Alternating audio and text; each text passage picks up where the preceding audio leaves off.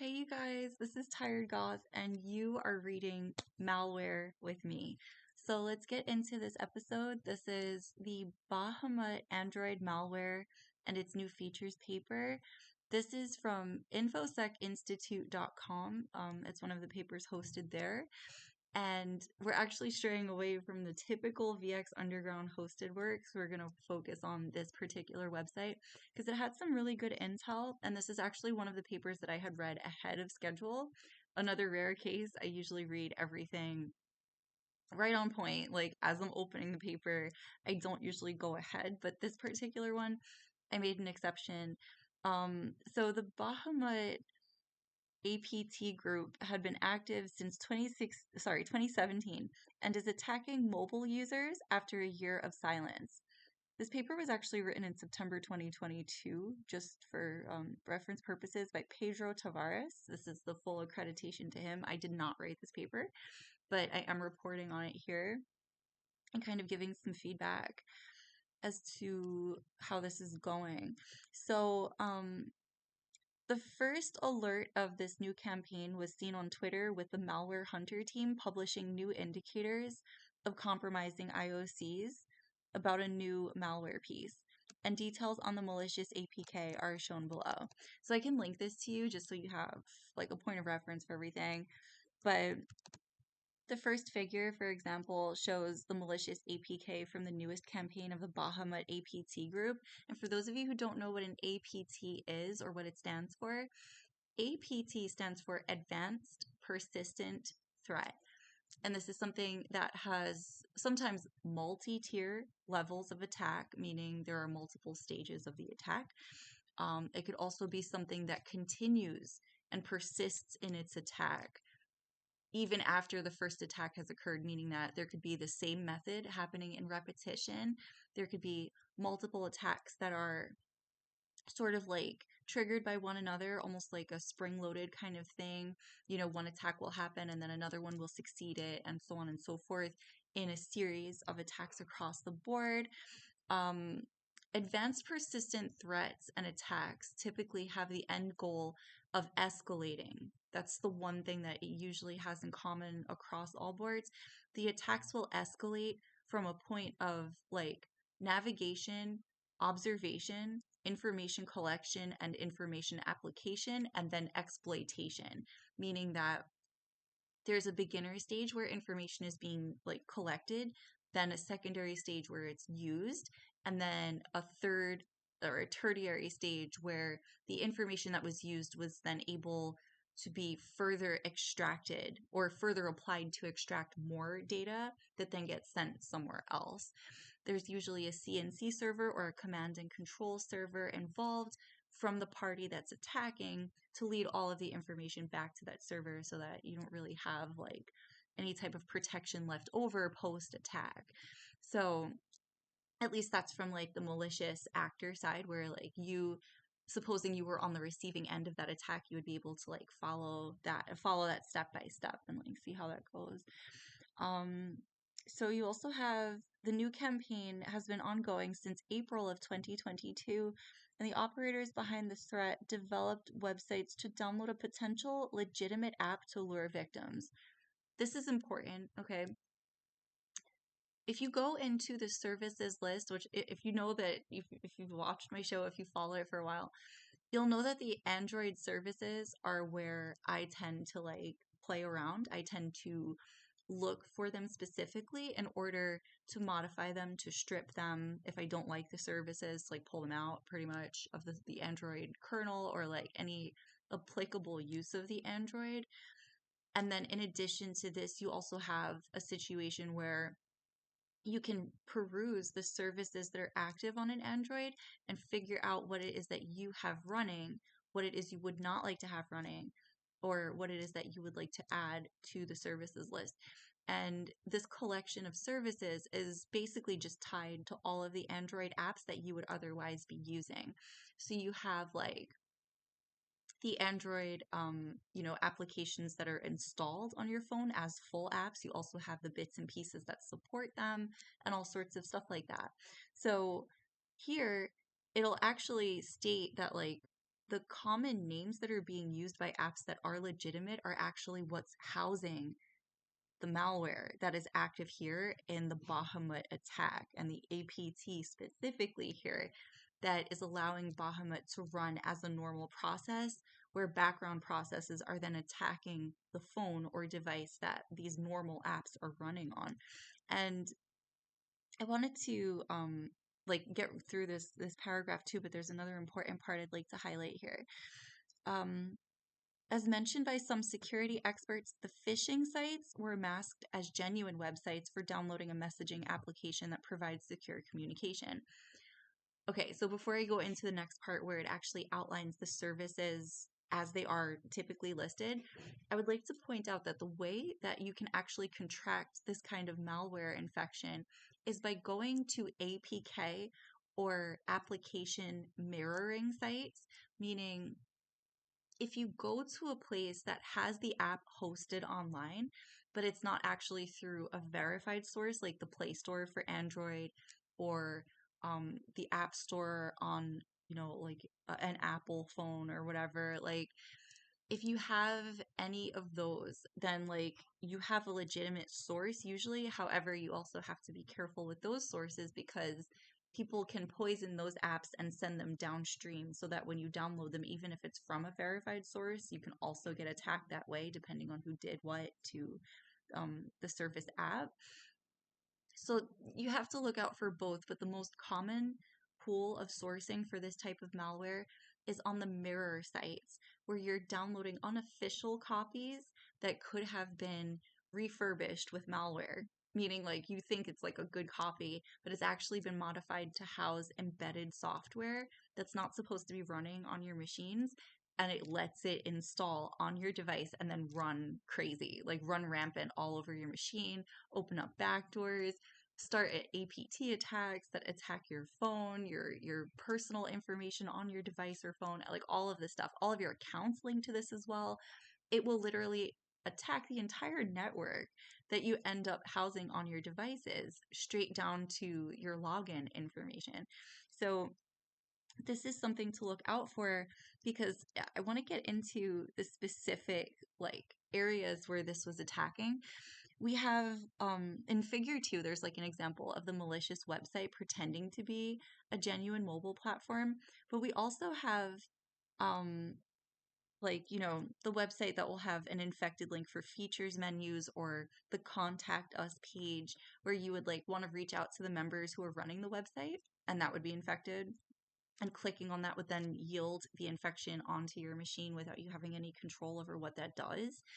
Which is why we always recommend, like in information security, you want to copy the link, like right click copy, and then lift the link and put it into the browser manually, just so you're not carrying with a click all of the stuff that could be embedded in the link itself onto your machine. You don't necessarily want to do that. It's not the safest. It's actually super bad for your machine.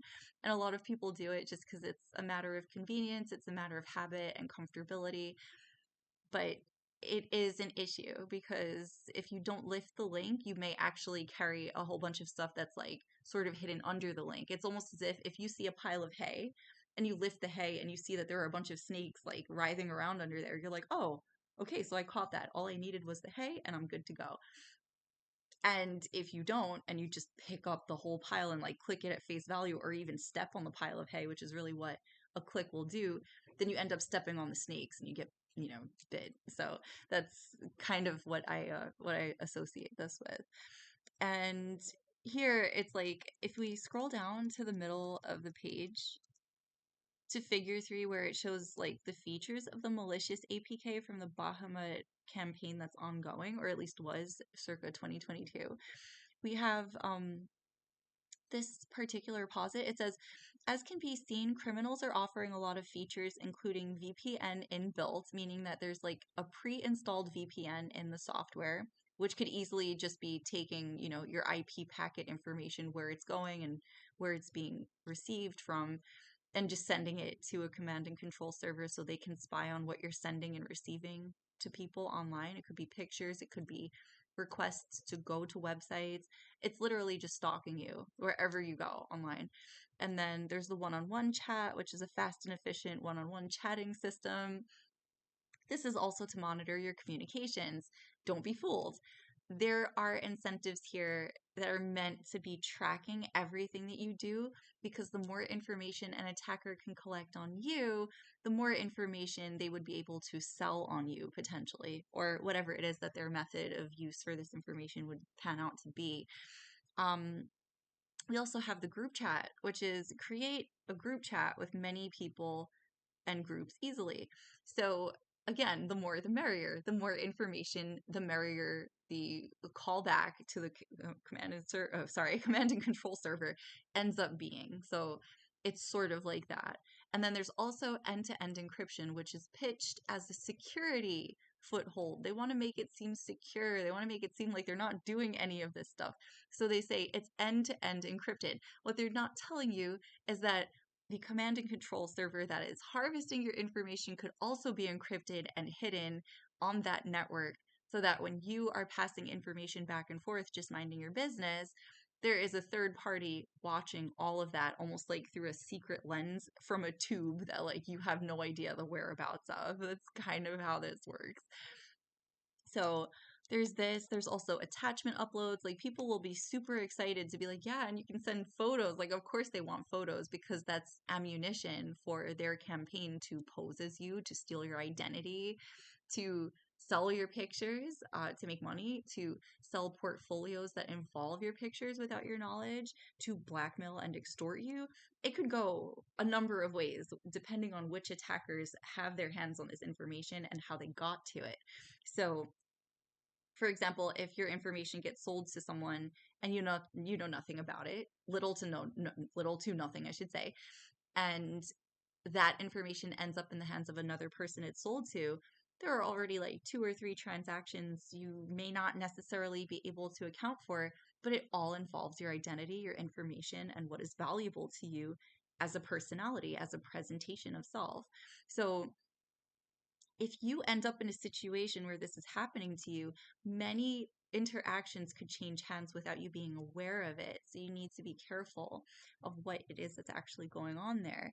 And one of their selling points is like, oh, well, you could trade all this information so easily. And it's like, yes, but you also want to be careful of where it ends up once it's traded, because if it's being sold, there is no end-to-end security except within the transactions and trades that are going on behind your back in an illicit data sale. So if we dig into the APK details, which is like my favorite part of this article, it's arguably the meatiest part of this article.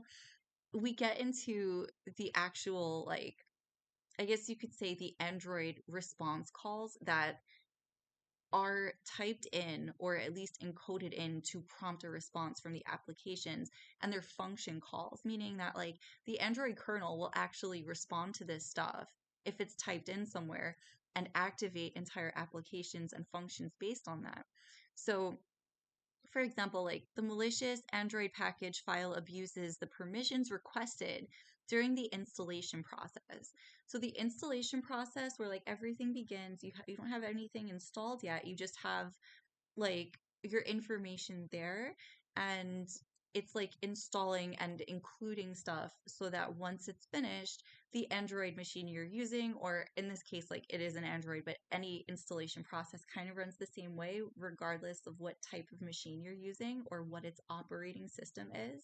Like, for example, the operating system Android is a type of operating system, but so is iOS for Apple devices and all sorts of stuff like that. So is GNU plus Linux with a G, GNU plus Linux for a more formal Linux desktop environment, and all sorts of stuff like that.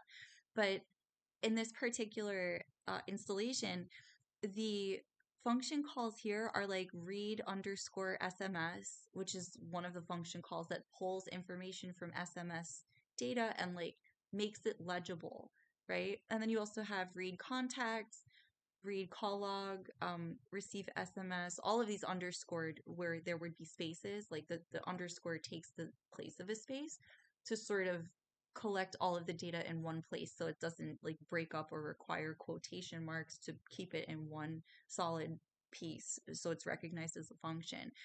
Um, So this APK is actually requesting permissions to run the functions to read the SMS text messages that the device is running through this app, the transfers, the interactions, everything. And then there's also contacts. So it wants to read the contacts. It wants to know who you're talking to. It reads the call logs, meaning if you call people, you have outgoing and ingoing or incoming calls, I should say.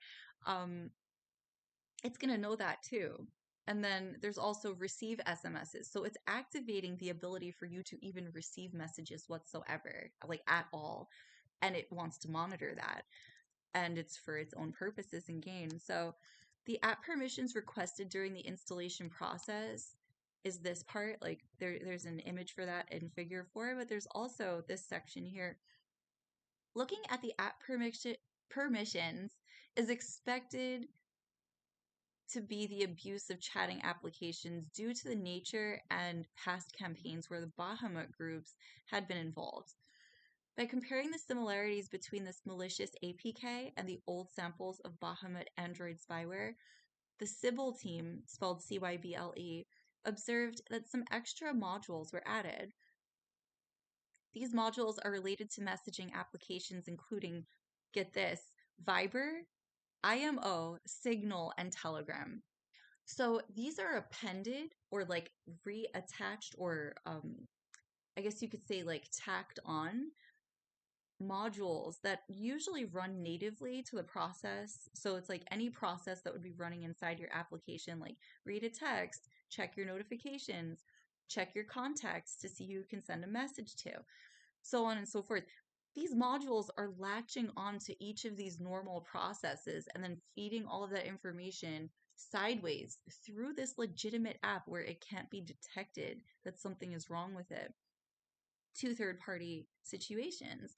So these advanced persistent threat groups who are running this kind of intel and data management, like especially under the radar, like completely undetected, Signal, Telegram, and Viber, all these messaging apps had no idea that this was happening. They had no idea that this was being embedded in their software, most likely. And as a distribution source, there were no guarantees that they would have been caught unless someone knew what to look for. So these mock applications that were going under legitimate terms were actually being like, sent out and like used by people, and no one was really the wiser until this was discovered. So um if we scroll down a bit, we also get the actual, this is the part I wanted to go for, the services list as they're listed, so you can pick out the strings that were infected. And strings are like pieces of code that are put together. So if you have like one line of code that's good and then another one, or alternatively a portion of an app that would be controlling something, these are considered to be strings and services. So these strings that kind of call a service into its most active position so it can start working in the app, this is what we're worrying about. So this is like the app package, the app wrapper, like everything that kind of holds it together. And we have like official sources here. This is com.viber.voip. So the voice over IP extension of the Viber app is where one of the infections were. The com.protectedtext.android, that's an encryption service for like protected text data that's not meant to be distributed outside of an encryption parameter, meaning it's ciphered. It's literally scrambled, so it's not supposed to be detected or detectable. And this is actually something that got infected, and it was persisting it more so that the device was feeding that protected information to a source that was totally external to it and wasn't supposed to have it. And then there was also the com.facebook.orca extension, which you can tell is a little off. It's like, what is orca? Why would that be there, and then com.imo.android.imoim, another application extension. There's org.telegram.messenger, which is like the most basic and actually heinous one on this list because you have so many Android plugins, messenger services, and encrypted and like vouched for encrypted services that are now showing themselves as like having been affected by this issue. And then there's really no telling what actually goes on in a Telegram chat, and a lot of that could have been uncovered or at least fed to an enemy server without people even having batted an eye about it. And then com.whatsapp, com.secapp.tor, .conion, another dangerous one, because even though you can kind of tell like the onion link, the onion extension is a little strange looking, this is still something that passed as a service that was running in an encryption module that was then to literally secure and like hide even the identity of the user who is using this service. And it's not to say that anyone necessarily has anything bad going on if they're hiding their identity. It is to say, though, that masking your identity for anonymity could be a safety measure that could be thwarted completely and like really disassembled in a very dangerous way that unprotects the person that's using it in the case that an advanced persistent threat like this is able to collect information without authorization through the parameters of the encryption. And then finally, we also have org.thoughtcrime.secure.sms, which, as you know, if you've ever downloaded a copy of Signal, is the active service for encryption and the housing for the application itself in the Android data section for Signal. So if you've ever paid attention to Signal, you've ever used Signal, it's one of the arguably safest methods of text communication. It's widely known, it's widely used by people. A lot of people trust it, but it still has modules that have been poisoned, and very effectively so, to create a sort of discrepancy in its own preachability as a secure messaging system. Now, while this is known as of 2022, and several years have passed since this to sort of bolster security and privacy and to point out that yes, even the perfect system is flawed, that there is no true perfect system just yet. It also kind of brings to the fore the discussion. So like, what is the secure method that we can use to avoid things like this? What is the common factor that all of these messaging apps had in common, had in any kind of common denominator, common factor of application and use? It is the way that the information was transferred.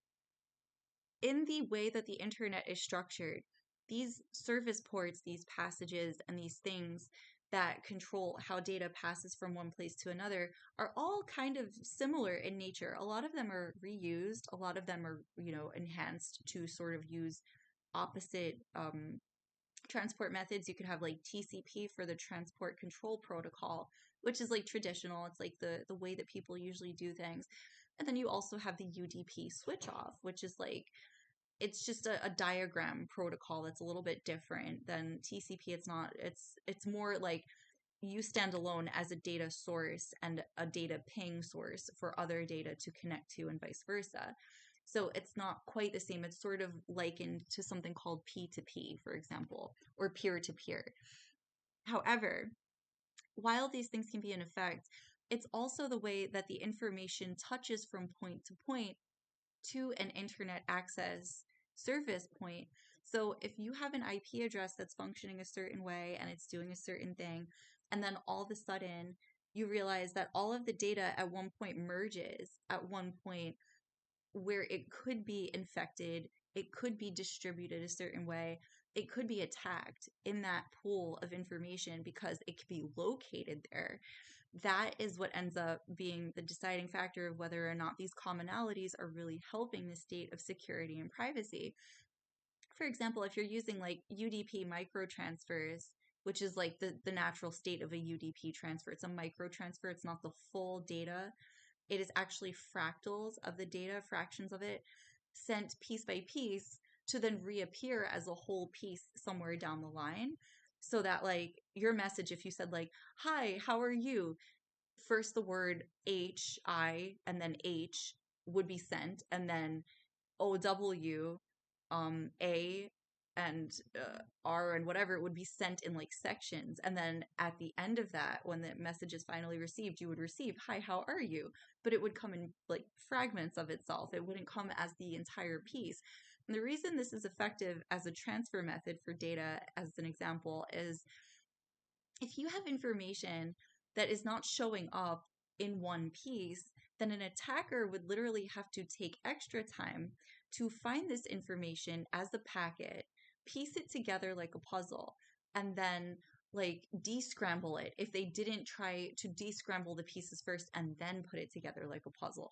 It's one of those multi-step processes where if you have the full picture, you're already working with what it is you understand. But in the case that you're an attacker and you're looking for what the full piece of the picture is, you're going to have to work a little harder for that. And that is something from an attacker side where it's considered to be resource exhaustion because their resource is the time that they're able to spend on the attack before they can get caught. So it's one of those, but there are other things that go into it. Like if you have a way to host your own information transfer service, like something through, for example, like LokiNet or like your own self-hosted onion service or something like this, then you actually have the opportunity to like create your own kind of hosted service where you can reach other people who are hosting their own stuff and just like send stuff back and forth and like seed each other and kind of like create the venue where that information and like data traffic can travel from place to place safely without attackers being so able to jump onto the network and attack it because they would have to find you first. If you hosted your own network, but there was a sea of hosted networks that were also doing what you did, you wouldn't necessarily have a situation where someone would be able to single you out unless they knew where to look for you on a network. And if the network is completely blacked out, you wouldn't have that option too.